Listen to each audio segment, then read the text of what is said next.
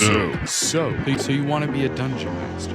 So, you want a dungeon master. So you want to be a DM? Name some feats, okay? Feats. So you want to be a DM? That's great. We're here now. I'm Taylor. And I'm Justin. This week, we're getting back into the 2024 D&D classes, and we're finishing up the main ones with the Wizard.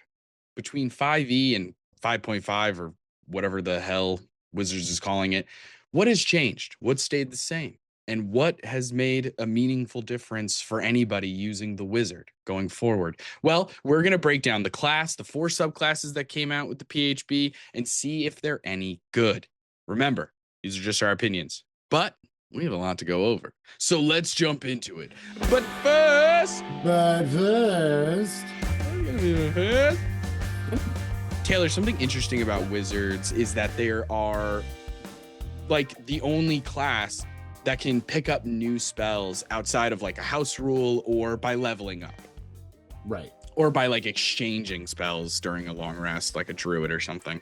Now, if you're a DM, you have a party of 4. One of them is a wizard. Mm-hmm.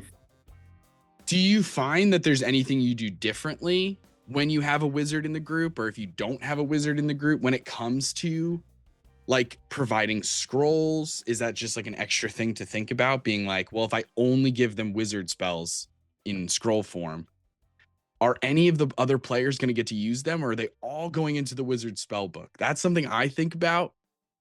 And it's for these reasons that sometimes I'll allow other classes to learn spells through like house rule stuff, like downtime, learning it from another wizard or another spellcaster or something like that. Or because the action economy doesn't change, you could know every spell in the universe. If you can't, you can only cast one spell a turn. Like there's only so much you can do. Obviously, there's a lot of out of combat spells, but what are your thoughts? Well, one, I don't really use a whole lot of scrolls in my day-to-day. I like scrolls are generally something that is a rare item that people find that will have certain spells in it. But also I think just holding the wizard to the actual rules of putting a spell in their spell book does a lot in the way of, keeping them from running away with all the scrolls.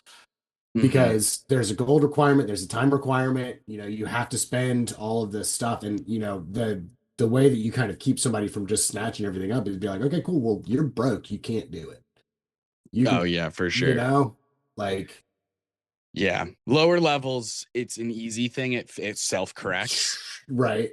Because they probably don't have that much money, and all of those reasons. Like I remember being a low level wizard and even being like, fuck, dude, I can't change my familiar shape. Like that's 10 gold worth of incense right there. What do you mean? Right. I got 5 copper and a silver in my pocket. What do you mean 10 golds worth of incense? Better smell like fizzy pop. That was my favorite incense flavor. So yeah, I see, I love giving scrolls because I'm at the point of DMing for D&D specifically where I'm usually doing like high level parties. And so they already have their attunement slots figured out. They have even extra magic items that they have to swap in and out. Yeah. Giving magic items has become really difficult at this high level because a lot of the magic items that the party have are like sentimental in value, and they've been leveling up with them. And so it's like, well, you guys killed these powerful things. It makes sense for you to get loot because that's D&D shit. But also, you guys already have so much cool loot. So I've been leaning into consumables so much. Now there's not a wizard in our group, right? Right. But every time I give a scroll, before that, when there was a wizard in the group, I was personally, this is how I handled it. Like I was conscious of like what we were dealing with. Right. You guys were high enough level where the money issue, not an issue. That's a non-issue for the spell scrolls. And then on top of that, it was like, not only that, but then when you go to a magic shop and I'm like, here's these cool things you got. And the wizard says, do you have any scrolls? It's like, probably. And then I have to go through and pick the scrolls. And I'm like, which scrolls give them, like, obviously I would only give them wizard spells because why they're asking.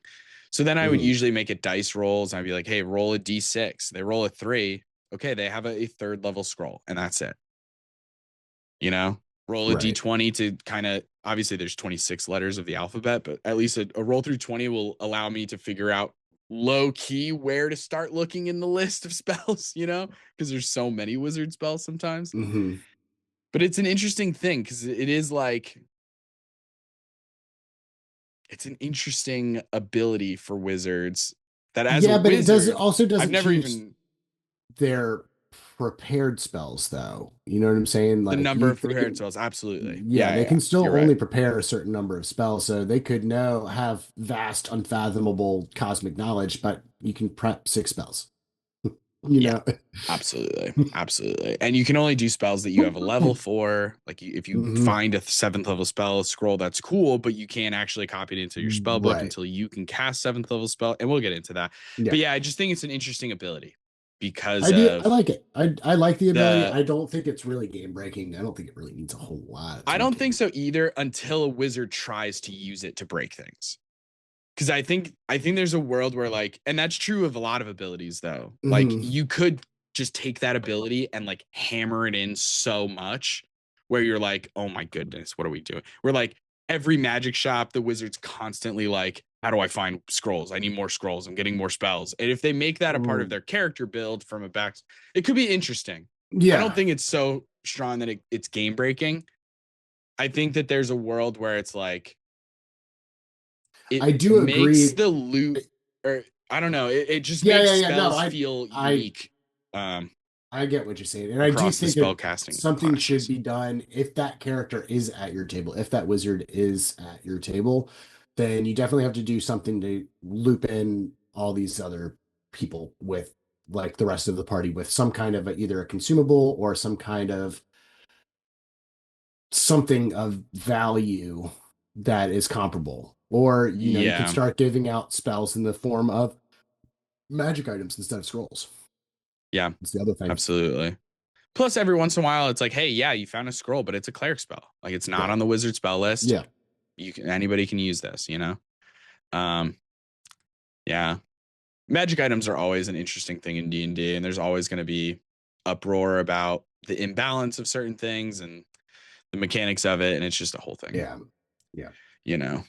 But that being said, let's talk about the Patreon. Gang, Let's the go. Patreon is here and it's been here and it's better than ever.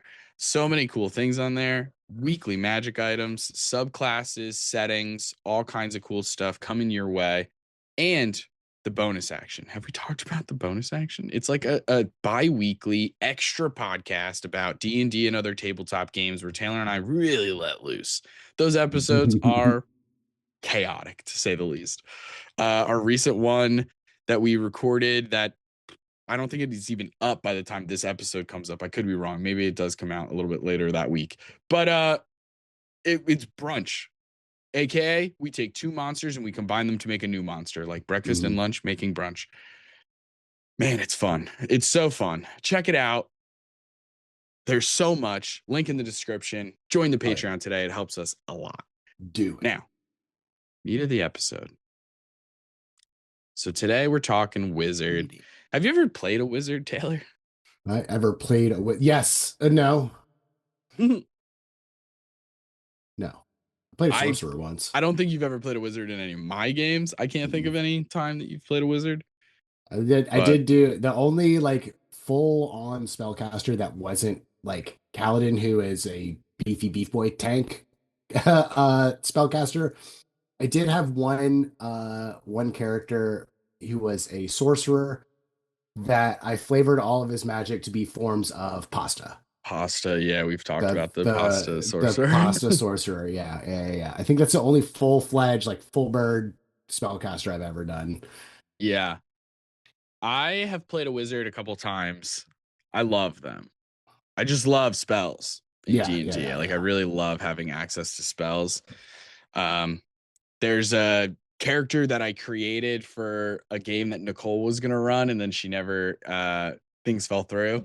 Mhm. Man, I loved that character. I was gonna do like an archaeologist kind of maybe archaeologist probably isn't the super specific word I'm looking for. It's a little bit closer to anthropologist, but regardless, ancient civilizations in general was what Right. my character was going to be like low-key obsessed with. So I was going to make it a point to choose a lot of earth spells to like excavate. Like I had the cantrip mold earth is like such a shit cantrip, but like it made sense for If my you're an character, so I archaeologist, chose though, it. yeah, that's fucking legit. Stuff like that, Yeah. Maximilian's earth and grasp, like all these kind of things. Because I was like, oh, that could be really interesting. My character just loves digging stuff. But also I made her like a drow who was trans. I obviously non-binary, so I feel comfortable playing that role and giving it respect and dignity. But also, I thought it was really interesting to explore the settings, drow societies and their view of gender and stuff like that. Because like if you go by R.A. Salvatore and classic Forgotten Realms shit, then Right. drows are usually a matriarchy, pretty hardcore. Not that males in this society can't get some kind of status or whatever power, but still Right. it's pretty matriarchal. So I was like, oh, that's so interesting. If you were a trans woman, you were how that would work. Obviously Right. there's a lot of like moving parts there, but that was a really fun idea. And I was going to make my character buff as hell. Hand wrap was going to be my spell scroll.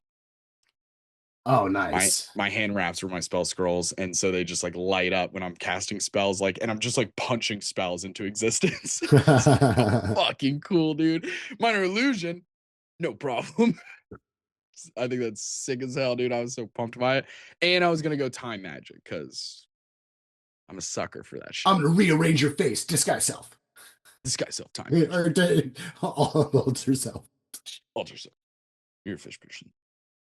So at level 1 with the wizard, everything kind of stays pretty basic. D6 hit dice, intelligence and wisdom saving throws, choosing 2 proficiencies out of arcana, history, investigation, insight, medicine, nature, or religion, proficiency in simple weapons, and no armor proficiencies as per usual. Yeah. Now, spell casting, that's going to be the big one. That's What? kind of your bread Wizards and can cast butter. spells? As a wizard, yeah, believe it or not. What? You get 3 cantrips, and here's a little fun tidbit. When you finish a long rest, you can just switch one of those wizard cantrips for another. That's fucking rad. I do like being You able can to just swap switch. out Yeah. cantrips whenever. That's pretty Yeah. cool. Your spell book is an interesting thing for the wizard. We already talked about it in the but first a little bit, and we'll go into greater detail about what it takes to put spells into a spell book or replace it, God forbid, which we're going to talk about that as well. Now, only the wizard themselves can read their own spell book unless somebody is casting Identify, which I thought was interesting. It's just like an interesting little thing they include in there. And I was like, oh, okay. So if for some reason the wizard gets captured, then that person who captured them is going to open a book and go, oh, there's a bunch of there's wizard shit I can't read. Unless they cast Identify, then they're going to be like, I mean, oh, that's so you know another... Circle of Death. Uh-oh, you're pretty Yeah. strong. Look at these spells you got here. I mean, you could also do that with the big bads too. Like you could have a big No bad doubt. give up It their also, spell book. yeah, would in theory work in reverse. Because that's something that we talked about, like, oh, giving scrolls to wizards.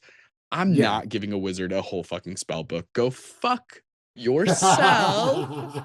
Not a chance. I'm so sorry. That's crazy. It will be destroyed. You will get 1 spell out of it, 2 spells max. You know what I mean?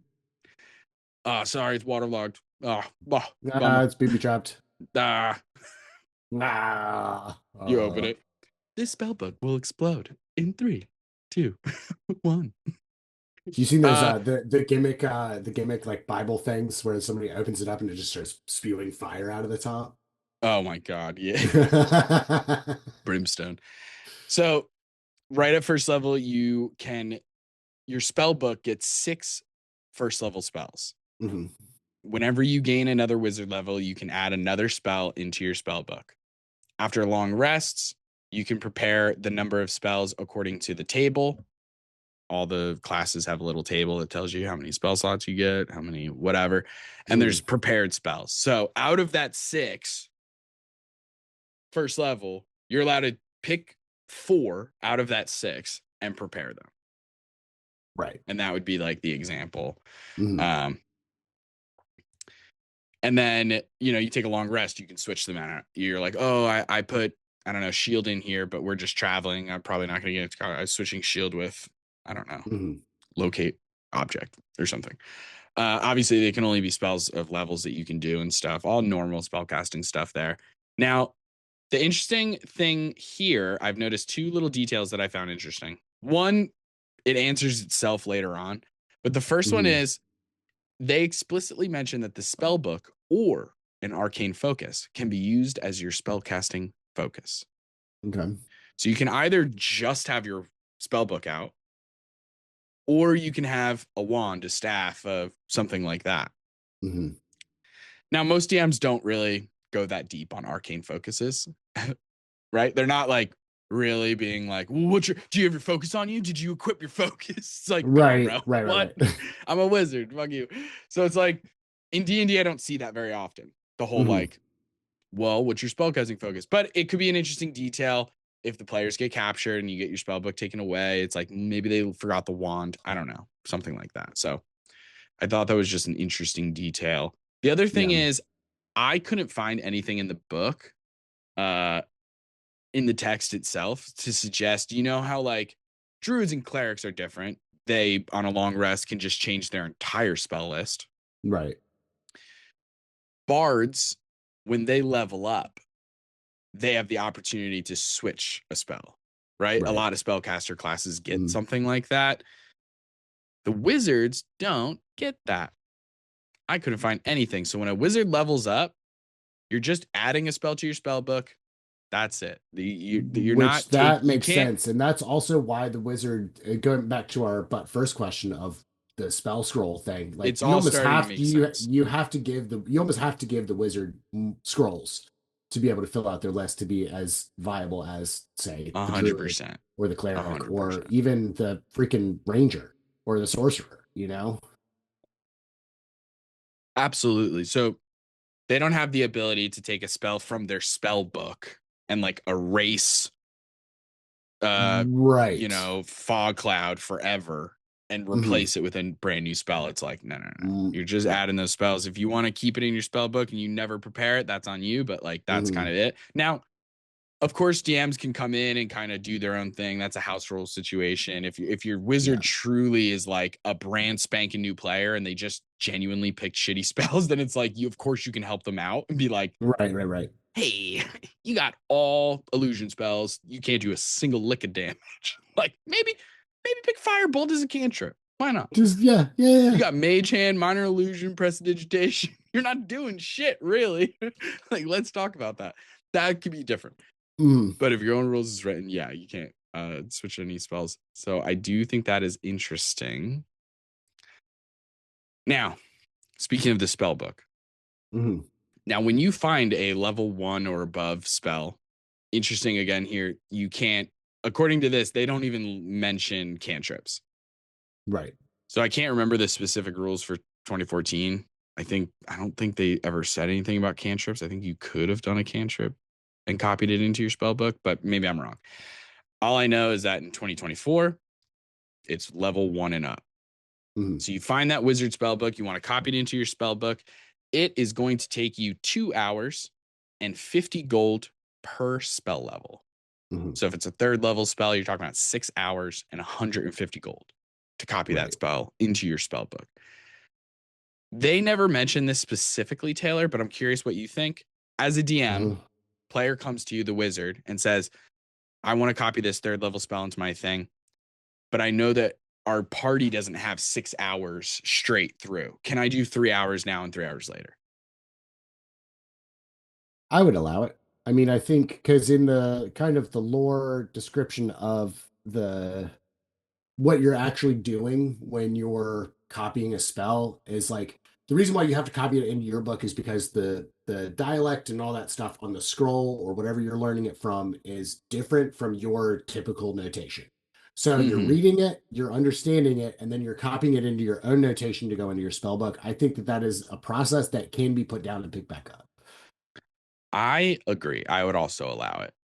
I mean, because you're writing stuff. So I mean, it's not like Yeah. you close the It book and the makes ink sense to me. disappears. I think I could maybe understand a world where like a DM was a little harsher about that, but I would be like, okay, wow, you're being a little harsh about this. Yeah. Okay. Yeah. You know what I mean? Like it would be Mhm. like, okay, fine. I guess I need 6 straight hours, whatever. But yeah. So now here's the thing. Mhm. Also, we've talked about finding the spell, putting it into your spell book. What if you want to put a spell from your spell book into another book? Not a Mhm. spell scroll. That's different. Right. Right. Right. To make essentially a backup book Mhm. would require you 1 hour and 10 gold for each level. Right. So it's much easier to transfer notes than it is to learn a new spell because of all the reasons Taylor said, the deciphering, Yeah. the translating. Obviously, you're not doing that in this regard. If you lose a spell book, I thought this was interesting. I can't remember for the life of me 2014 rules for losing spell books if they're this harsh. It just straight up is like you have to start brand new. You have no spells. Your spell book is gone. You have no spells. Start fresh. And it just says, Right. yeah, use the process of learning spells like we talked about and start a new thing. And then it says, in quotes, that's why many wizards keep a backup spell book. Before we move on, I just want to talk about this really quickly. Do you feel like as a DM, you would ever go after the wizard spell book?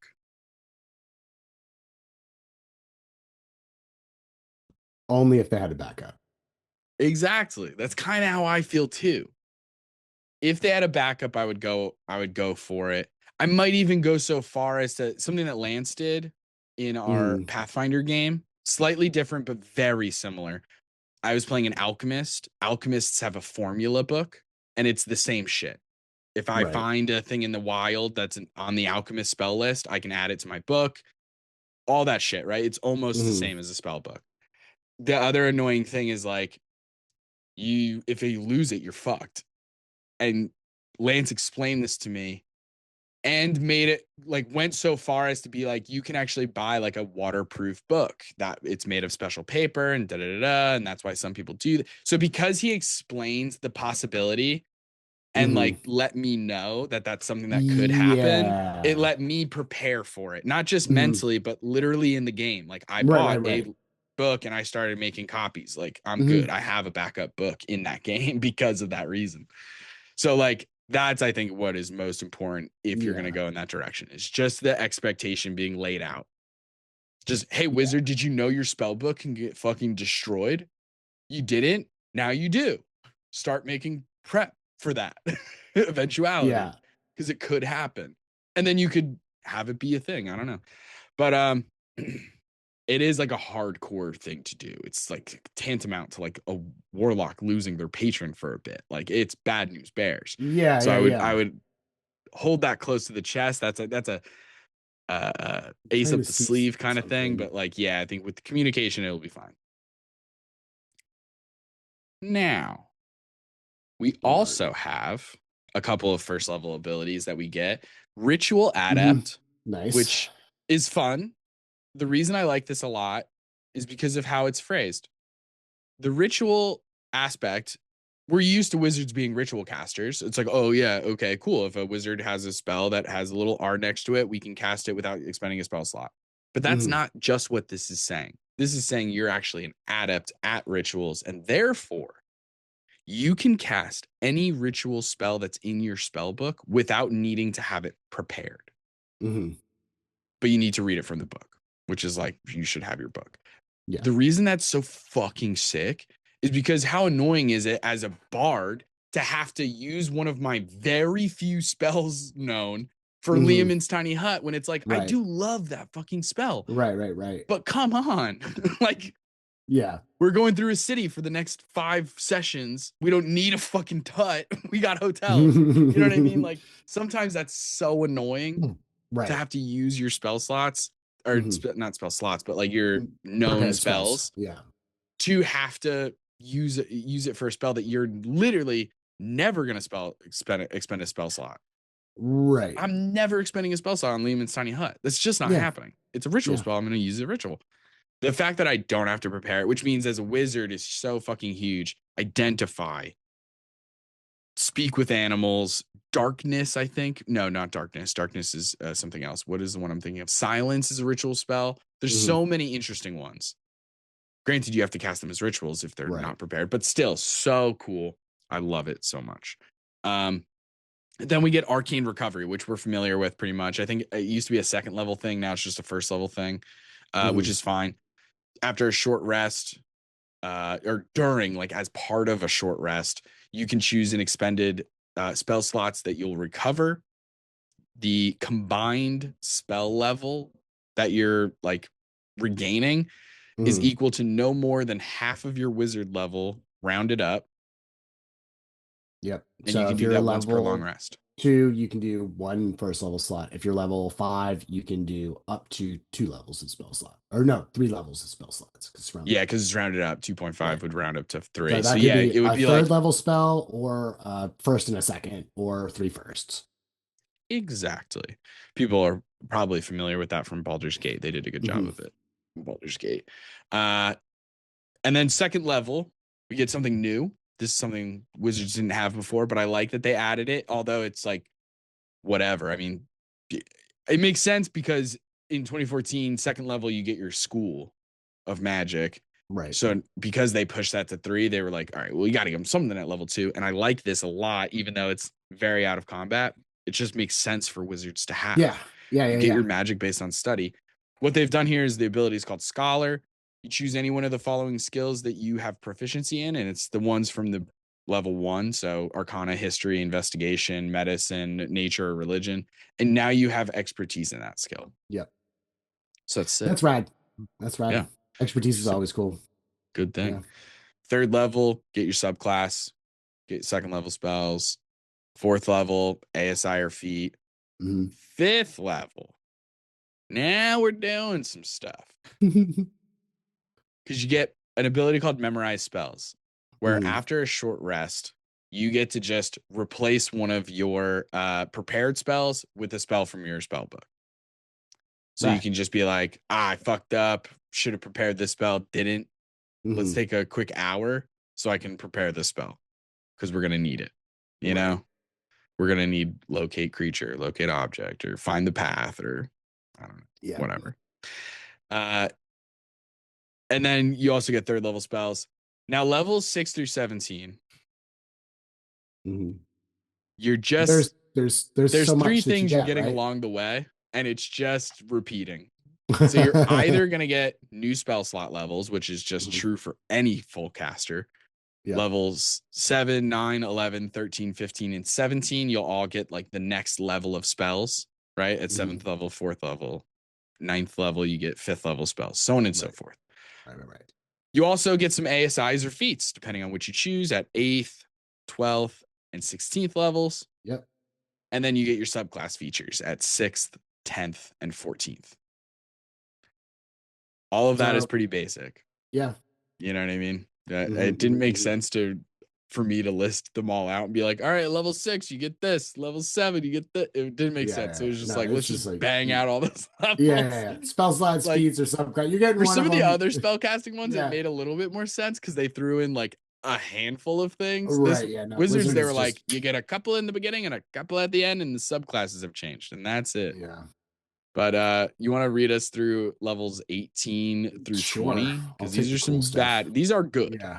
I mean, if you're in it for the long haul as a wizard, these are good. Objectively. So first thing at level 18, you get spell mastery. That allows you to choose one level 1 and one level 2 spell with a casting time of 1 action. You always have these spells prepared, and you can cast them at their lowest level without spending a slot. If you cast it, if you upcast it, obviously you got to spend the slot for that. But your first and second level spells, that not all first level, second level spells, you pick a first and a second, and they're always prepared. And always prepared. You can cast them at their lowest level without spending a spell slot. I did notice though that it does say with the casting of an action. So my plan that I gave to you before we went on air, it's not going to happen. I was thinking, oh, first level spell for free. Freaking shield. Like I'm never not picking shield for just free. It's just free, but it's know, right? That's a reaction. What would cast. you pick? What would I pick for a level 1 wizard spell. I'm going through it right now. There's a couple that I think could be really interesting. It depends on your build at this point. You're an 18th level wizard, right? So like presumably you could have something that is simulating armor. Right. You know what I mean? Something that's giving you those AC boosts that isn't Yeah. technically armor. And therefore, is mage armor appropriate? Like, do we need mage second armor? level, I'm doing blur for sure. Second level, I'm doing blur. My first level spell. See, I don't like blur because it's concentration. I respect it though.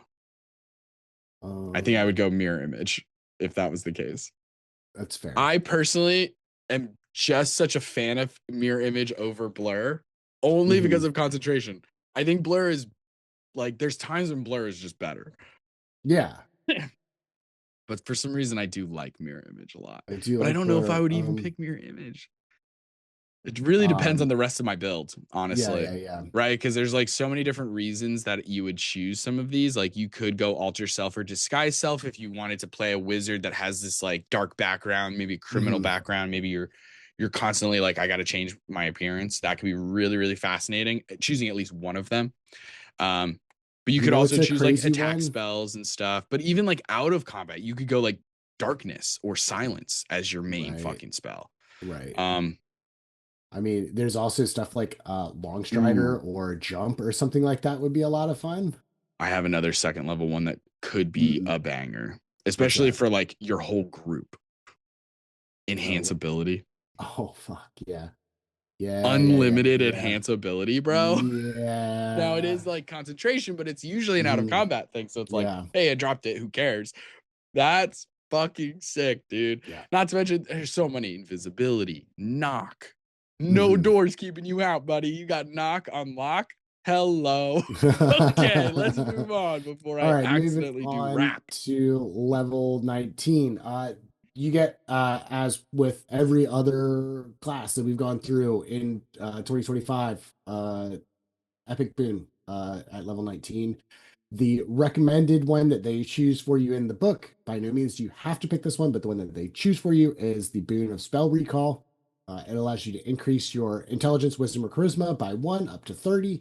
And anytime you cast a spell that is leveled between 1 and 4, you roll a d4.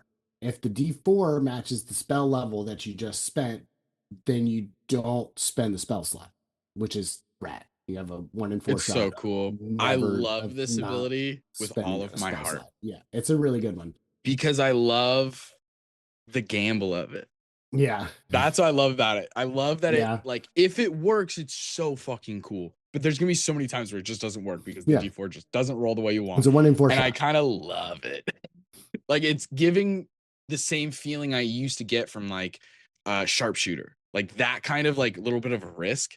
Oh, right. Where you roll in the just being like, all right, fine, listen, I'll spell the spend slot. We'll see what happens. And like a D4, like your chances are pretty good. There's only 4 options. 25% chance that you're going to be just like not spending spell slots on potentially 3rd and 4th level spells. That could be huge. But I like it. Not guaranteed. Fun. Yeah. But yeah, moving on to our final level 20 capstone here, you get signature spells. You get to choose 2 level 3 spells as your signature spells. You always have them prepared, and you can cast them at 3rd level without using a spell slot once per short or long rest. Now, is that one each or just one of? You can use this ability once. I think it's each. I didn't read the book on that one. Let me triple check. I have the link at the top for the main 2024. Let me see. This is level 20, signature spells. Choose 2 level 3 spells in your spell book. You always have them prepared. Yeah, when you do so, you can't cast them again in this way. Yeah, so it's each. So you get one use of each of your level 3 chosen spells. Obviously, if you're going to cast at higher levels, you must use the same slot, and you can do each one per shorter long rest. Yeah. So I mean, it just gives you, instead of only having 3 3rd level slots, you have 5. Yeah. Essentially. As long as 2 of those uses are within the predetermined level 3 spell slot thing that you have decided. I like it. I like combat, it. 1 out of combat. We're taking Oh yeah, it would be hard to choose. Third level is rife with some really interesting spells, you Yeah, what's know. it can blink and Blink. I don't know if I would take Blink. nah. I've just seen I well, no, that's not true. If I was playing a wizard, Blink actually could be huge. Hmm. I'm thinking of our friend Sunny's character, Yeah. our friend Ooh, a whose character's counter name is Sunny. spell. Free counter spell. Yeah. Well, you might love the abjuration. Speaking of which, Taylor, let's get into these subclasses Let's because do boy, it. oh boy, the abjurer is sick. The Abjurer. abjurer is sick. There's so many cool things. Now what they've done here is they've changed the way that the savant thing works, Okay. which I appreciate. It's interesting though because it's a rather intense change, but I do like it mechanically speaking, Hmm. because how many times in games did wizards copy spells into spell books? It doesn't happen a ton, you know. Right. uh but what this does is abjuration savant and all of the subclasses will get almost the exact same thing because we're getting Hmm. 4 of them, so they just chose the 4 most popular schools of magic, I suppose. Or at least like maybe not the schools of magic, but the subclasses that were like the most popular. Right. Right. Because in the PHP 2014, it was all the schools. And now Hmm. you just get some of the schools. So whatever. They'll come out if they haven't already come out. But Right. Abjuration Savant, you get to choose 2 wizard spells from the Abjuration School, each of them being no higher than level 2. And you get to add them to your spellbook for free. So those are just added to your spell book. It's not going to do the normal thing that it used to do where it would take away, it would be like 50% faster and cheaper to add abjuration spells into your spell book. Hmm. Now it's just you automatically get 2 right at the bat at third level, either second level or first level, you get to choose. And then anytime that you gain access to a new level of spell slots, like we Right. talked about earlier, 5th, 7th, 9th, 13th, that kind of shit, or rather 11th, 13th. But then like anytime you gain a new, oh, now I can do 5th level spells. Now I can do 7th level spells, whatever that is. You get to choose a wizard spell from the Abjuration School and add it to your spell book for free. Oh, nice. So anytime you get 6th level spells, add a 6th level spell into your thing. So that's sick as hell. Um, and the most notable thing that abjurers get is the Arcane Ward coming back in from the Abjuration Expert back in Yep. 2014. Works Yep. very similarly. When you cast an Abjuration spell, you simultaneously are creating a ward around yourself that will last until your long rest. The ward has an HP maximum equal to 2 times your wizard level, and then whatever that is, plus your intelligence modifier. Right. When you take damage, the ward takes the damage instead. And if you have any Mhm. resistances or vulnerabilities, you apply them first and then they hit the ward. Okay, cool. Cool. So you're not, Uh it doesn't have like different vulnerabilities or resistances no, in it's it. the same as you Cool. in that regard. Now when you take that damage, Mhm. if it reduces the ward to 0 hit points, you would take the remaining damage. Mhm. And while the ward is at 0 hit points, it can't absorb any damage, obviously, but it's still like there. It's still active. So Okay. then, anytime before you take that next long rest, anytime that you cast an abjuration spell, the ward regains a number of hit points equal to twice the level of the spell. So, not a ton, but a little bit. Every time you Yeah. cast shield or something like that, you're good to go. Here's the fun thing, it is very specific. It says with a spell slot. So Right. you cannot use your like first that 18th level thing. Hmm. That won't work. You can't just spam a Right. second level spell a million times without using a spell slot. It's like you Hmm. have to use a spell slot. Now that's one way to do it, is just through abjuration spell casting. But also you can just burn spell slots straight up and regain HP twice the spell's level.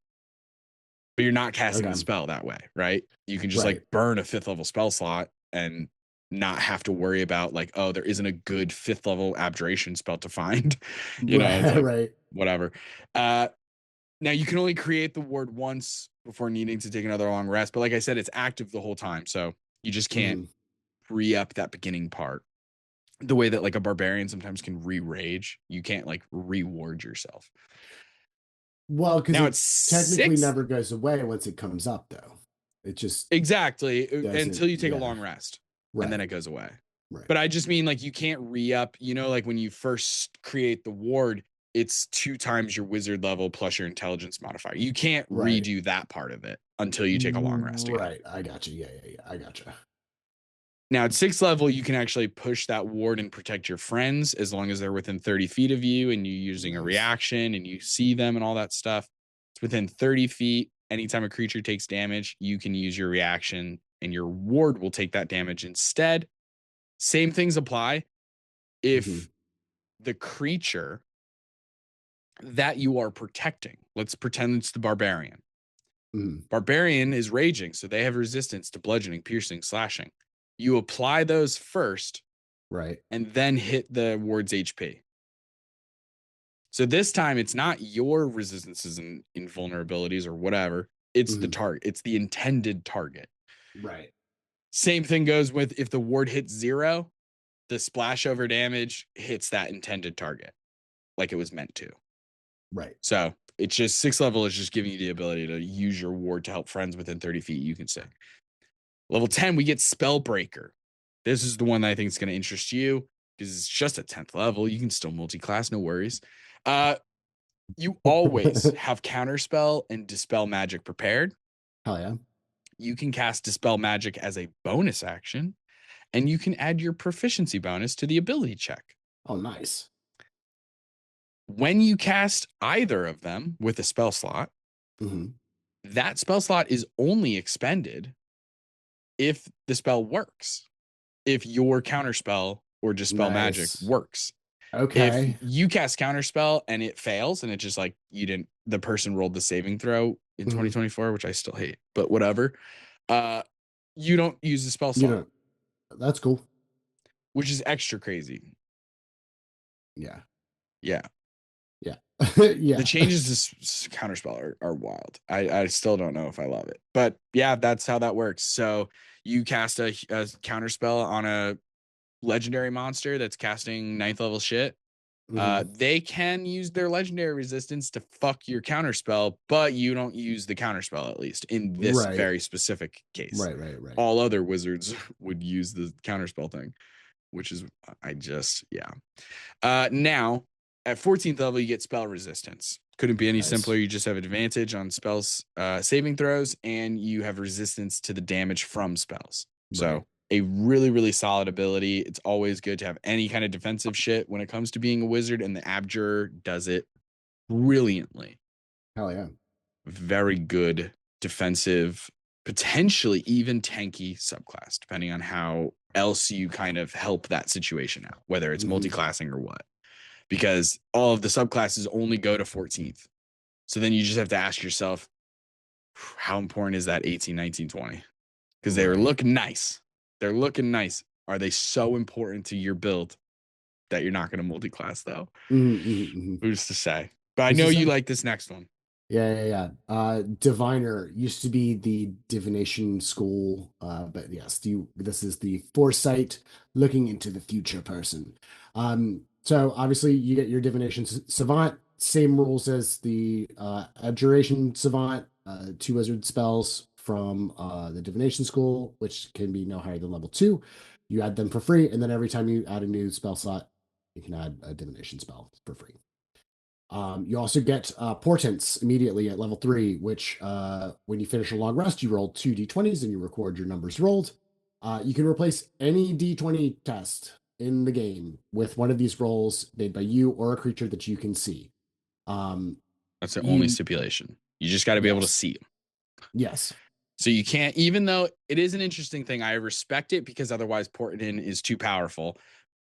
I respect it. It is an interesting thing thematically because you're like, oh, divination shouldn't mean like you have to be in the room where it happened.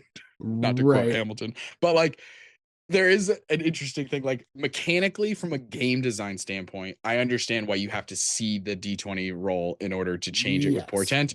Thematically and story wise, I think there's a part of me that's like, not a very good psychic. Okay. That's just me. Okay. can I only see love your portent own is so feature fucking then. good though, Oh, man. As a yeah. DM, I gotta Um, tell you though, woof. I can't tell so you how many times you forget that people have it. And you're yeah, like, and here we go. And then somebody just across the table. No, you got a 3.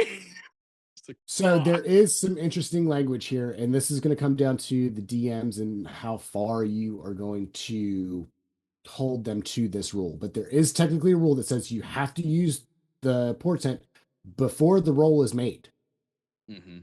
and you can only do it once per turn. So, Yeah. you know, theoretically, you know, if DM goes, okay, he's going to roll the hit and then roll, that's a 27. You can't go, oh no, actually that's a 1. No, once that die hits the tray, that's it. Game over. You can't use your portent anymore. You have to use it before the Yeah. die is cast. Yeah, Which is 100%. also kind of, you know, it's a balancing thing because I like it. then yeah, because, you know, it's going to It's kind of also a the same. metagaming It's, thing yeah, it's kind of the same reason why when we're playing, you say that hits rather than that's a 21 to hit for shield. Yeah. because I use shield religiously. If I know that if I have the knowledge that my shield isn't going to do anything because Justin rolled a 46, you know, I'm Mm-hmm. not going to use it. But if they just say that hits, then that's, you know, I Right. still, it's a gamble. And it's the same thing with the portent deal. Like you can't just be like, okay, cool. Well, I know that, you know, they rolled really high or they already rolled low. Why do I want to mess with that? Exactly. It's very like, because what you're doing is you're changing the roll. You're not Right. changing the modifiers or the total number necessarily. Correct. And so there's a lot of that too of like, you don't want to be a little bit metagamey where it's like the DM, you already kind of know what the abilities are for this monster or something like that. You're like, oh, I know that they add a plus 12. So I know that I shouldn't. It starts to get metagamey where you're like starting to math it out a little too much. Right. Um, and I think not only can it like slow down the game, but also, yeah, it does start to get a little tricky. Mm-hmm. I think Portent is just so good on its own. It's Portent fine. is I such a think, great. I yeah, love that I ability. there's like the only time I think I would allow Portent after the roll is the scenario of like similar to Shield. Like if I forget, let's say I Mm-hmm. just forget low key that Cal has Shield, and I just like kind of mentally there's a gap, and I just Right. go, hey, yeah, 30 hits. I don't need you to like oblige my own thing and be like, okay, I would have used shield, so I'm gonna Right. use the spell slot, even though I know Justin just said a 30. Like, it's fine. I fucked up. I said 30 instead of it hits. Right. It is what it is. Same in this regard. If I'm like, all right, cool, he's gonna make his saving throw, it's a 35. And then the player's like in the middle of being like, no, I was gonna use my portrait. Then it's like, Yeah. that's Yeah. Yeah. fine. I was fast. Yeah. Yeah. Yeah. You know Yeah. what I mean? So there's always like Which that is understanding, a yeah. give and take of like, I did roll that dice and say the number wicked fast. So like I kind of cut you off. It's fine. You know Right. what I mean? Also, there's gonna be times where it's low stakes. Just let them do it. It's cool. Yeah. Yeah. Yeah. Yeah. It's If gonna be it's like, funny. We're taking Boblin the Goblin and throwing him 50,000 yards in the air. We're just gonna throw him up in the air and then catch him like a little baby boy. Oh, I've got a 20 on one of my portents. We're doing yeah, that. let's fucking This is a nail downtime this. episode. I got a 20. I'm just Hell sitting on a yeah. 20 and we're just going shopping today. I know. I do love Portent though. It's a lot It's of good, fun. man. Yeah, I portent's gotta so much finish that fun. subclass for the forecast domain for the cleric that Mm-hmm, uses Portent. mm-hmm, mm-hmm. Moving on Finish to that. level 6, though, we get your expert divination. When you cast a divination spell using a 2 second or higher spell slot, you regain 1 expended spell slot. The spell slot you regain must be of a level lower than the one that you just expended, and it can't be higher than level 5. So, this is sounds really, really good on paper until you look at the divination spell list. And so much of it is not something that you do in the middle of combat. It's not something where you're like, oh man, I really need this spell slot back or XYZ. I mean, it's like scry and all these other, you know, out of combat Yeah. things, which it does, you know, it does make things nice because, like, you could theoretically add this on top of your arcane recovery situation stuff on a short rest. Yeah, and it's like And some of those out of combat divination spells, you're going to be casting them anyway. And now it's right, just like, and now you just regain a spell slot in addition to just casting that spell anyway. right, You're right. already going to cast scrying, right? Now you Mhm. also just get a 4th level spell slot back. Yeah. So it definitely, like, it's a good thing. Hmm. Can it be utilized a ton in combat? Not so much, because you're not using Right. a ton of divination spells in combat. Right. And I think the highest that you'll be able to do, because you can, the way I'm reading this Let me see is what that the you can highest regain, I think the one you expended and can't be higher. The slot you regain can't be higher than level 5, which means you could cast a correct. 6th level divination, which there is only one, true seeing, which Yeah. is a great spell, to be fair. And because it's 6th level, guess what? When you can get 6th level spells, you'll learn true seeing in your spell book automatically for free. Hmm. So you don't even have to choose it as one of your like But known spells or you whatever. could potentially get back a use of Rary's telepathic bond, which is a 5th level spell and allows you Yeah. to talk to all your friends from And it's like, wherever I in a don't day. think it's the spell that you regain doesn't even need to be used on a divination spell. Correct. You could do a cascade thing like you're talking about, where you cast a 6th level spell, regain a 5th, cast a 5th level divination spell, regain a 4th, cast a 4th divination, regain a 3rd. And now you're creating a cycle, a cascade effect Right. of regaining spell slots. But see, there's also another really hard sticking point on this plan is that a lot of divination spells are concentration. So That is also true. Yeah, I mean, it's a lot of these are interesting. Obviously, even as far as like the savant thing in the beginning, it's only going to come into play if that spell class, like obviously the evoker, we're about to right. go over. That's way different Yeah, than being like, hey, yeah. 7th level, I get to pick a sick evocation spell. 7th level divination. It's like, okay, what is the one? Right, I get the one of them. I'm scrolling down the list. There isn't one. So you There isn't don't even one. get one at 7th level. There isn't a That's crazy. single 7th level divination spell. 8th level, one telepathy. Okay. Fucking awesome. So you tell me I can do what a And you get 3rd foresight level at level warlock 9. of the great old one can do? Thanks a lot. 9th level foresight is actually fucking sick. Yeah, foresight is rad. It's like Dude, when I used that in Mythos season 2, yeah. what's her name used it? Mhm. Freya. Yeah. Yeah, that's a Because good one.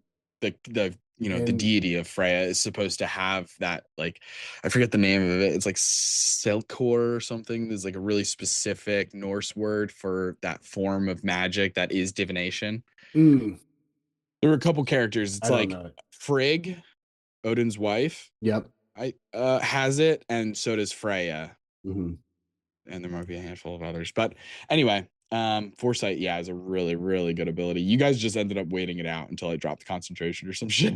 Or Well, no, it's you know not what it was? concentration, it's 8 hours. It's 8 hours as the spell, because Hmm. I made it so that it just lasted a round or two. Okay. She used all of her legendary actions to cast foresight when it wasn't her turn.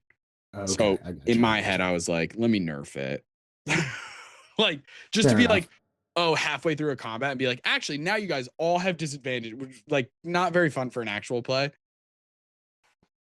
To be like, everybody has disadvantage on me and I have advantage on everything. It just like didn't feel like a cool thing. So it felt a little bit more interesting to be like, this is such a powerful thing, especially because the character of Kairos, had a lot of time stuff and like the future and destiny, that it was like, let me just have her dip into that magic. Right. So it was like she casts foresight on herself, but it only lasts 2 rounds. So it was like Gotcha. a nerfed Fair enough. version of a 9th level spell. Huh. Uh, but nonetheless, a very good spell. But what else we get? What else All we right, get? level 10, you get your third eye. Mm. As a bonus action, you can choose one of these benefits that lasts until you start a short or a long rest, and then you cannot use the feature again until you finish a short or long rest.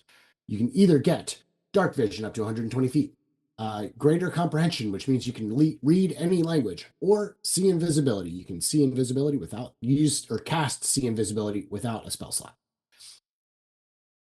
Now, Pretty cool. They did get rid of the ethereal one. yeah, I don't like. I'm not crazy about that. I don't know. I why think they've I'm done okay that. with it because, with the exception of like our campaign, like That's our home true. game, it's fucking That's huge because very you have true. Sunny who's always in the ethereal plane, like because she Uh-huh. has Blink and she has all these other ethereal things because she's a Horizon Walker. So then that causes me as a DM to use a lot of monsters that can dip into the ethereal plane. And therefore, being able to see into the ethereal plane, even just 30, 60 feet, is like very helpful. But Right. like broadly speaking, It's not super. it's I get kind of what you're okay. saying. I get what you're saying. I'm trying to see though, because is see invisibility, is that a self cast or is that something that you can cast on somebody else? Can't find the damn spell. See invisibility is a fourth. Off the top of my head, at least it's a fourth level spell. It's not. What is it? Second. Is Second it level second? spell. Man, that'd be a Yes, it crazy is. little. It is. It Yeah, it's is a self. self cast. Now that It's being an said, hour. um, Oh, there wait. are It says, here's why they changed it, Taylor. See invisibility says you can see creatures and objects that have the invisible condition as if they were visible, and you can see and into you the can see ethereal so plane they just added it together. Okay. to see invisibility. So now I So, have to look like, up see what if invisibility for this Poppy. is combined with a feat like Spell Sniper or something like that, where it increases the range of, well, I guess it increases the range of touch spells, not self spells. Correct. It's kind of what my head is going at. Okay. Yeah, yeah, yeah. So anyway, moving on. Don't forget, or just forget about everything that I said. Because at level 14, you get greater portent, which means you get 3 portent dice instead of just 2. 3 dice. Nice, nice. Do love that. And It's classic. Yeah. classic, So yeah. good. Portent is so fun. It's annoying in Divination wizards Baldur's are Gate because fun. of the way that reactions work in Baldur's Gate, but that's just Hmm. a gaming thing. Like, there's only so much they could do.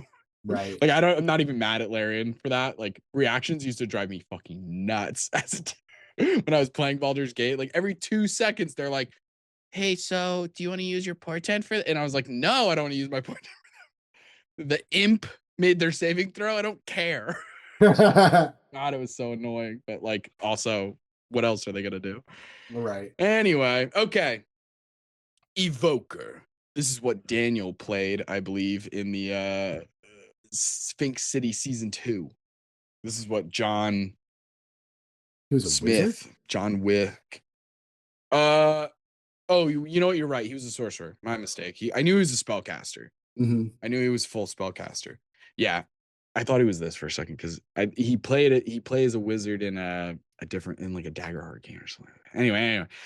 So the evocation wizard. You're gonna get that evocation savant at level 3. Choose 2 wizard spells from evocation, and every time you gain a new level spell, you can pick up another one. You also get potent cantrip. When you cast a cantrip at a creature and either miss the attack roll or the target succeeds on the saving throw, the target takes half damage, but Nice. suffers no additional effects. Hell yeah. Yeah, pretty That's sick. that's annoying when you because like every other spell is like, okay, do your attack. If they succeed or if you miss or whatever, target still takes half damage until you get to the cantrips. And it's like, actually, fuck you. I know. To me, that makes sense. Like Yeah, this is fine because it's a subclass. It's like very specific. It makes sense right. for evocation wizard, but like it makes sense for cantrips to just kind of be hit or miss because all of martial class is like that. So it's Yeah, like yeah. that's okay. Like when you That's burn a fair. spell slot, a limited resource, yes, Hmm. there is the potential for half damage sometimes, Right. but I do get Yeah. it. Yeah. Okay. So at 6th level, we can begin to sculpt our spells. When you cast an evocation spell that targets other creatures that you can see, you can choose a number of them equal to 1 plus the spell's level, and they automatically succeed on the save. And if that spell would have them take half damage when they succeed, they Ooh, instead take 0. So nice. pretty sick, pretty sick. Nice. Very fun. This You is can like cast those free careful fireballs. spell the way that everybody thinks the careful spell should work. Yeah. Because careful spell does not work the way that everybody thinks it'll work. Well, I think it This might is true work careful like that spell. in 2024. Okay. I think they updated careful spell for that exact reason because it was so Right. confusing. But yeah, I think the evocation wizard was always able to do something similar to this, Mhm. which is why they're so good as enemies. If you're making a wizard enemy, I mean, you could go in any of the directions. All the subclasses are Yeah. fun, but like I like to do evocation because it just makes it so it's like, oh, we're in a tight room, we're in a tiny space, everyone's crowded, including our own guys. No problem. That's good. Fireball. I love that. There's something 6 so level cool about fireball. that. I'm gonna Like just, cover. I'm gonna it's cover 7 of my dudes, and your whole party's fucked. yeah, that's dope. Level 10, Yes. empowered evocation. Whenever you cast a wizard evocation spell, you can add your intelligence modifier to the damage roll of that spell. This one feels lackluster because It I'm level does. 10. And what you're telling me is that my Max. 20 intelligence gets me a 5 on all of my evocation spells. Like, yes, that's of course any bonus is good. Plus Right. 1 is good Right. because it's just more. Of course it's good. Is it that good though? Plus 5? What are we doing? I just don't know. Yeah, I'm kind of like, doesn't feel like enough. Now they're being very broad. It says whenever you cast a wizard evocation spell, it does not specify the level of spell that you are casting. So I mean, technically, this is all your cantrips and stuff too, or Almost like all of your cantrips. your damage cantrips. Yeah, and I'm about to go back into the subclass just to triple check because I feel really confident about that. Yeah, it says when you cast a wizard spell from the evocation school, you can add your intelligence modifier to 1 damage roll Ray of of Frost, that spell. shocking grasp, thunderclap. So that's cool. Being able to use it on cantrips, very cool. Yes. Casting like a 5th level fireball and being like 65 damage. It's like not that fucking exciting, but like okay. But that's level 10. It is what it is. Now, level 14, we get something really interesting. This is the shit I love because this is great weapon master and sharpshooter all kind of that feeling that you get. It's mechanically very different. The feeling of like the risk reward of it all, I'm down for. So overchannel gives you the ability at level 14 when you cast a wizard spell, any school of magic, as long as it is you're burning the spell slot of a 1st through 5th spell slot. Anything over that doesn't work. Cantrips don't work. You can just choose to deal max damage. Now, once per long rest, you just get that. That's rad. You just can do it. Then if you want to do it again, risky. Because what's going to happen is you're going to take 2d12 necrotic damage for each level of the spell immediately after casting it. That damage ignores not just resistance, but also immunity. So even if you're immune to necrotic damage, you're taking that damage. Saw how much glare there was on my glasses. So I was like, so that's crazy. Yep. Right. Obviously, if you're only doing a 1st level spell, then you're like max 24 damage. Like maybe it's worth it. Maybe. But if you're doing a 5th level spell, that's 10d12. That's a bit much. Now, that's just the 2nd time that you overchannel. Right. Every time after that. So the 3rd time you overchannel in a day, it's 3d12 per spell level. That's fine. And then I'm 4d12 and then 5d12. I'm rolling them dice, baby.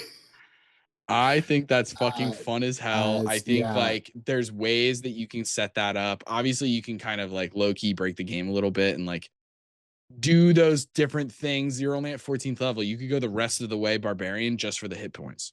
Yeah. Just for the fucking hit points of it all. But it's so interesting to me. Very fun. I love this. I love risk reward shit like this, man. I like the thought of a high con high level wizard with super high constitution that has all this health and like the tough feat or something like that, so they get an extra HP. And so make him a dwarf, just even more HP. Like just go into town. Be like, you know what? It's so cool to me, dude. All right, that's what 10d12. Whatever. Here, boom. All right, roll the dice. I Okay, cool. know. Watch this. They're lucky they only made it to 5th level. Like the max Well, you can do is a 5th level yeah, spell. yeah. Here, So what? like that's Watch me drink this huge. potion and do it again. I know. But here's the thing. Cause like, man, this really is freaking crazy. Cause you figure if you're doing a 5th level spell, I mean, my God, dude. First of all, Steel Wind Strike. Oh God, yeah. That's 60 such force damage on 5 targets. Let me reread this ability really quick. Make sure I'm not yeah. Flourish doing weapon something that I used can't in the do. casting and then vanish to strike like the wind. You choose up to 5 creatures you can see within range. Make a melee spell attack against each target. On a hit, the target takes 6d10 force damage. I mean, you're only You then casting the spell once. You're right, making 5 attacks, but you're only casting the spell once. It says when right. you cast a wizard spell Mhm. that deals damage, you can deal maximum damage with that spell on the turn you cast it. Right. So if it was an ongoing thing like Wall of Fire, it on the second turn, it wouldn't be overchanneled. It would only be overchanneled on the first turn. Right. However, Steel Wind This Strike is is still the all on same one turn. turn. This It's is the same all part of the action. same casting. Yeah. Yeah. So 60 damage for 5 potential targets.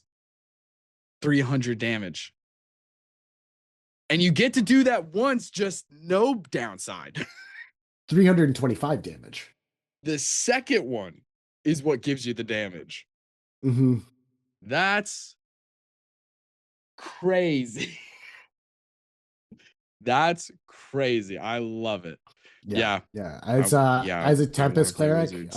this makes me jealous because this is what I wish that I could just burn my You health get in order 3 to per short rest, don't I get you? two. Right now? I get two.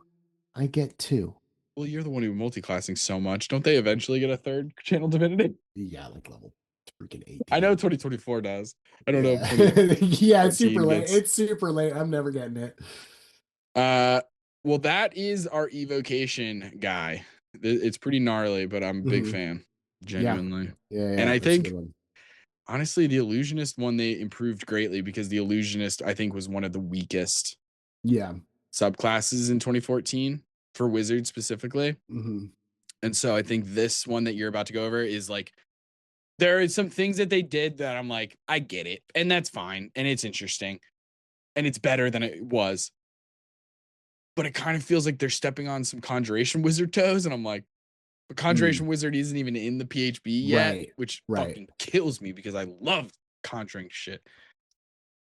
But you can barely But even yeah, conjure shit in 2024. This fucking game. yeah, I Ah, know. All the what conjurations the are all hell? jacked up in this. But anyway, we're gonna go ahead and break out our a deck of cards and get up with some close up magic with the illusionist here. Um, Obviously you're gonna get illusionist savant, same things as before, all except illusion stuff. You also get improved illusions, so you can cast illusion spells without needing to do verbal components, which is dope. If an illusion has a range of 10 plus feet, that range increases by 60 feet. Also cool.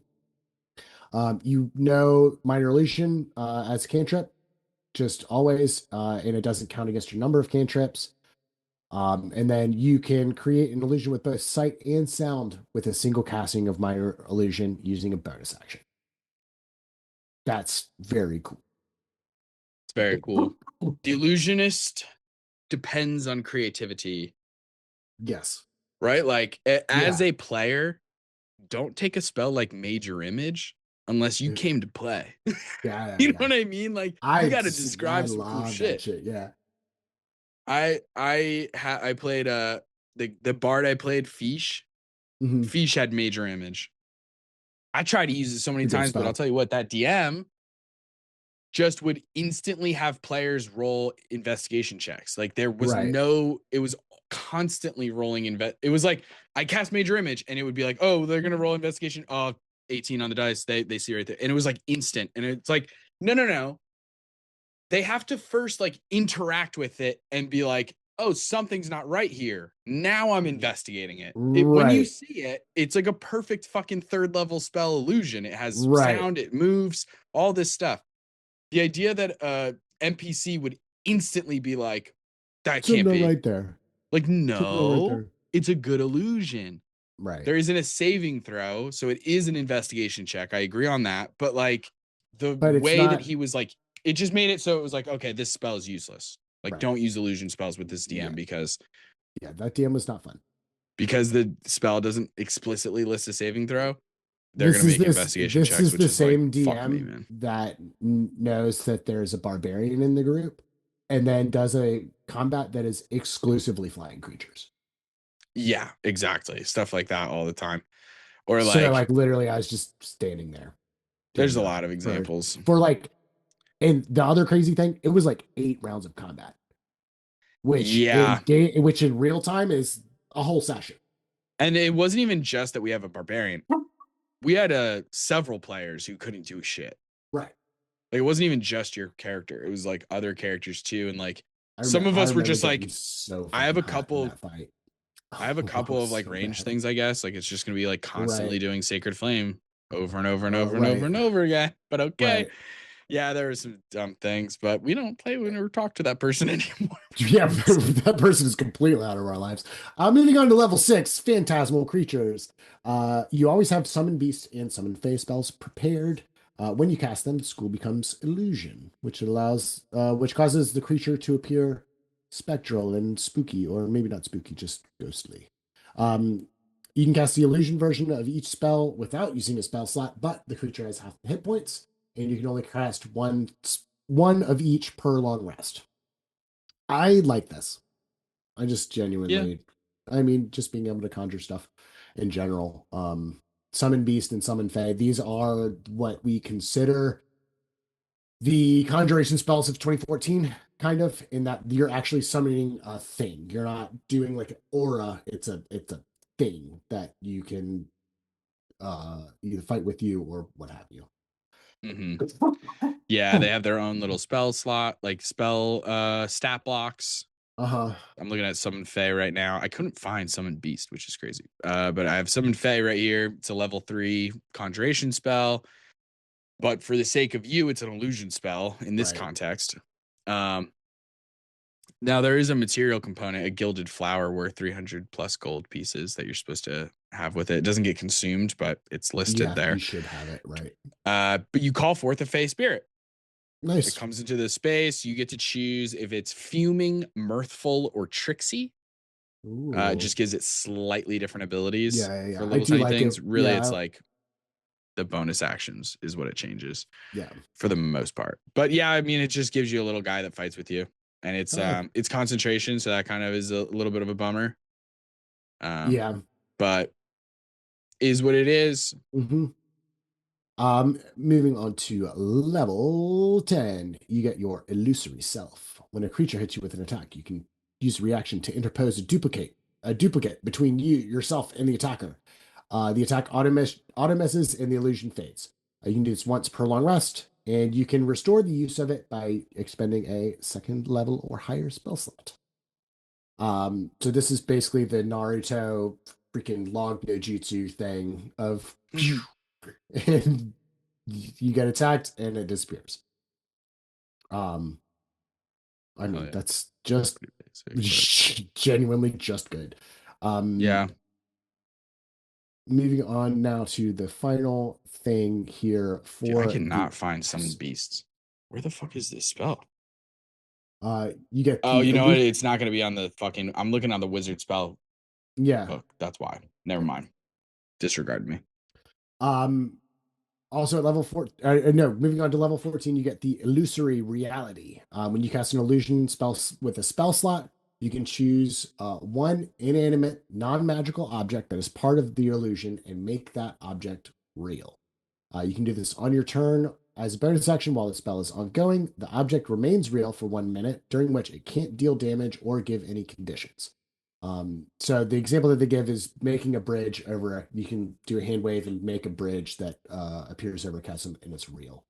This is the ability from the this is the illusion. What I consider to be the epitome of illusion magic here is being able to make stuff real. This is really where, if you have a good imagination, you can break the game with this ability. Yeah. You can absolutely destroy the game. The fact that you can think something and make it a thing is wild. It's bonkers. And it's like in 2014, the Conjuration Wizard gets something kind of like this, but it has to be like a much smaller item that's only worth so much gold. And it's like, Mhm. because it's like their first level ability or second level ability. So it's like a really tiny little thing. Right. But I have a player in my paid game, and my God, they use it incredibly. Like the amount of times they've been like when they were locked up in their characters were locked up in prison, they didn't even need to steal the key. They just needed to see it. And then boom, Right, and make then a conjuration I got copy of one. it. Yeah. It was fucking awesome. I was like, damn, that's smart. Like Yeah. technically the rules say for conjuration specifically, and this is 2014, it says that it Right. glows, but I'm usually really lax about that because they've tried to use it to steal things. And I'm like, that's kind of funny. So I don't hamper them about it. But like Right. they've done it before where they're like, it's so funny because these guys, they're such thieves. They love stealing shit from people. It's all about the material stuff. It's so funny. Mhm. So they're like, they meet this character and I go above and beyond to make them seem like this like holy man. He was a dragonborn high priest of Bahamut, the most just and nice kind of kind man. Mhm. Just like, oh, of course you can stay in our temple and we will provide you food and lodging and beds and breakfast and hot bath, perhaps. They took one look at this platinum dragon scale necklace and they were like, how are we getting that? How are we stealing this priest's fucking necklace? And they had this whole It's so plan funny. to like create a duplicate version and That's just so trade funny. them. Uh-huh. It didn't work, but it was so funny. It was so funny. So yeah, that's the 14th level ability. I will say it's going to require the whole illusion class or subclass rather. I think Mhm. depends a little bit on creativity from the player. Oh yeah. You're gonna have more fun with it if you're a creative player. You're gonna find more uses and One like of the more like it actually being like helpful as like the D&D player from like an optimized standpoint. Not that that's how you have to play, but yeah. So I do remember there was a one of the first actual plays that I ever started listening to. It's called Greetings Adventurers now. It used to be called Drunks and Dragons. And one of the players in there was a illusion wizard, and that's where I really fell in love with that because that player was crazy good at just coming up with, oh, this dude's coming in to look for me. Okay, I'm going to sit down and I'm going to put an illusion of a couch over me, and then I'm going to make it real so that there's an actual, I'm just part of an actual real couch. yeah. So like I'm going to hide from this guy, and it's just I'm in an actual real couch now. Yeah. It is super interesting. It's really, really fun. I do think that in 2024, this is a side thing that's not important in the slightest. Mhm. The names for some of these subclass abilities and stuff feels lackluster. I feel like in 2014, man, they were knocking the names out of the park. Sometimes you'd get Yeah. an ability and you'd be like, this ability sucks, but the name is so cool. Whereas Yeah. here you're like, yeah, the abilities are cool, but it's just illusion savant, improved illusions, phantasmal creatures is the most interesting sounding one. Yeah. And then it's illusory self, illusory reality. Like, come on, come up with a different word. Synonyms, gang. Crack at this week's episode brought to us by the Merriam-Webster thesaurus. You need Does some Collins not have a synonyms. thesaurus? They might. I don't know. They didn't sponsor us. They Merriam didn't. Webster No. coming in for they're That's poaching right. us. That's right. They're this is our new sponsor. They're competing with the Collins Dictionary. They want us to diversify a little bit. But yeah, if you need some different words to look some stuff up, check out a thesaurus. Well, gang, that's all we can get into this time. You can find us on TikTok and Instagram at SYWBADM or ask us a question at SoYouWannaBeADM@gmail.com. If you like the episode, don't forget to give us a 5-star and a review. That helps us a ton wherever you found us. And check out our Patreon, our Twitch. We got merch in the link in the description. It's all there. Join us next time. As I get louder and louder. Join us next time for more Dungeon Master tips and tricks. Bye. See ya. Hey gang, it's Justin. I have the honor of giving a shout out to the members of our Patreon gang. Nub Muffins, may Palor's light shine upon you. Marsavies, have you watered your flesh prison lately? Yazvi, the eternal library where color and community await you. Molly Adeza, who gets yet another level up. And there's Elijah, Tappy, and Linguini. Gang, we appreciate and love you. Tune in next time for more tips and tricks from So You Wanna Be a DM.